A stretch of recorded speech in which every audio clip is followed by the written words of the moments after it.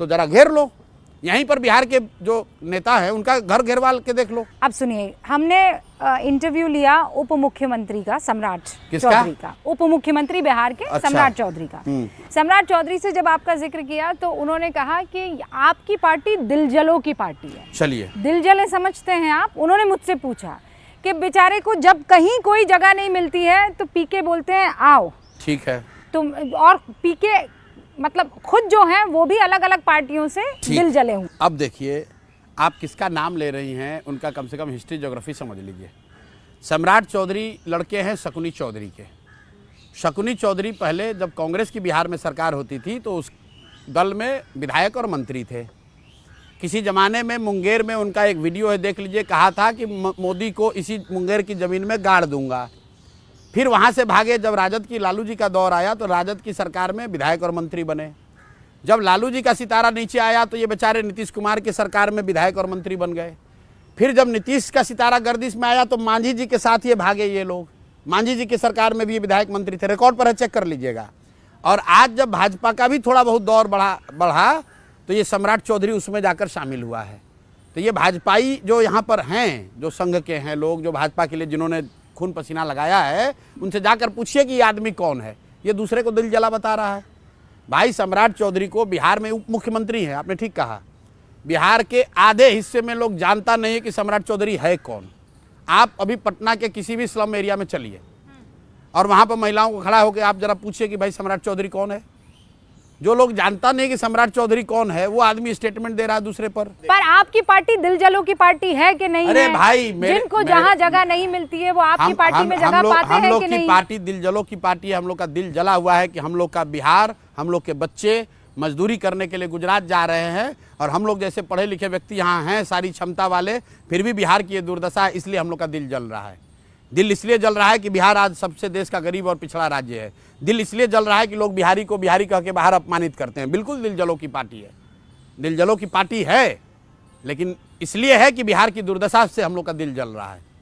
तो आप पलायन को सबसे बड़ा मुद्दा है, मैंने बनाया है और आपको दावे के साथ कह रहा हूं कि बिहार में इससे बड़ा मुद्दा कुछ भी नहीं है, क्योंकि कोई ऐसा परिवार नहीं है जो पलायन से के दर से पीड़ित नहीं है। गरीब का बच्चा मजदूरी करने जा रहा है। कई लोगों को लगता है पलायन तो गरीब आदमी करता है। अरे नहीं, गरीब का बच्चा तो पलायन कर ही रहा है मजदूरी करने के लिए। जो मध्यम वर्गीय परिवार है उनके बच्चे भी पढ़ने के लिए बाहर जा रहे हैं। जो अच्छे घर के लोग हैं वो भी इलाज के लिए बाहर जा रहे हैं, नौकरी के लिए बाहर जा रहे हैं, बिजनेस के लिए बाहर जा रहे हैं। कौन ऐसा परिवार है बिहार में जहां से लोग पलायन नहीं कर रहे हैं? आप सुनिए, वो केवल बिहार में थोड़ी नहीं, बिहार में सबसे ज्यादा है ना। वहाँ केरल का भी तो बच्चा दिल्ली पढ़ने आता है ना, इलाज करवाने आता है ना। अलग अलग राज्यों के लोग जाते हैं ना, बेहतर सुविधाओं किसने आपको कह दिया? नहीं, आप दिल्ली यूनिवर्सिटी का आंकड़ा निकालिए और उसमें देखिए कि उसमें केरल के बच्चे कितने हैं और बिहार के बच्चे कितने हैं। आप कह रहे हैं परसेंटेज बिहार का ज्यादा है। आप एम्स का आंकड़ा निकालिए और देखिए कि वहां इलाज कराने वाले केरल, तमिलनाडु के कितने हैं और बिहार के कितने हैं। अरे आप कल अभी हैदराबाद में दुर्घटना घटी है, मैंने ट्वीट किया था 2 साल पहले, हादसा कहीं भी हो हताहत होने वाला बिहार का बच्चा है। फैक्ट्री में बम फटा है हैदराबाद में, लेकिन शोक मन रहा है बिहार में, लोगों का दिल जल रहा है बिहार में, क्योंकि बिहार के बच्चे वहां मारे गए हैं, उसमें कोई दूसरा नहीं। कश्मीर में गोली चलती है, बिहार के बच्चे मरते हैं। कहीं टनल में उत्तराखंड में लोग फंसते हैं, बिहार का परिवार उसमें फंसता है। कोविड हुआ, उसमें बिहार के बच्चे पैदल चल के आए, और आप कह रहे हैं कि केरल और बिहार में पलायन की स्थिति बराबर है। तो पलायन आपका सबसे बड़ा मुद्दा है? सबसे बड़ा मुद्दा, और इतना बड़ा मुद्दा है कि डर के मारे ये सब ढोंगी जितने हैं, सम्राट चौधरी जैसे बेवकूफ लोग, ये सब अब कह रहा है। सम्राट चौधरी अभी कहा उस आदमी ने कि अगले 5 साल में हम लोग पलायन जितने लोग गए हैं उसको वापस लाएंगे। मैं फिर आपको बता रहा हूं, आप अपने रिसर्च टीम को बोलिए, सम्राट चौधरी ने ये अपने फेसबुक पर एक जगह डाला है, उसके नीचे जितने कमेंट आए हैं, कम से कम 6000 कमेंट, हर कमेंट में लोग उस आदमी को गाली ही दे रहे हैं। कह रहे भाई तुम 20 साल से सत्ता में हो, अब कह रहे हो कि 5 वर्ष में पलायन को रिवर्स करेंगे। तुमको 20 वर्ष तो तुमको ध्यान आया नहीं।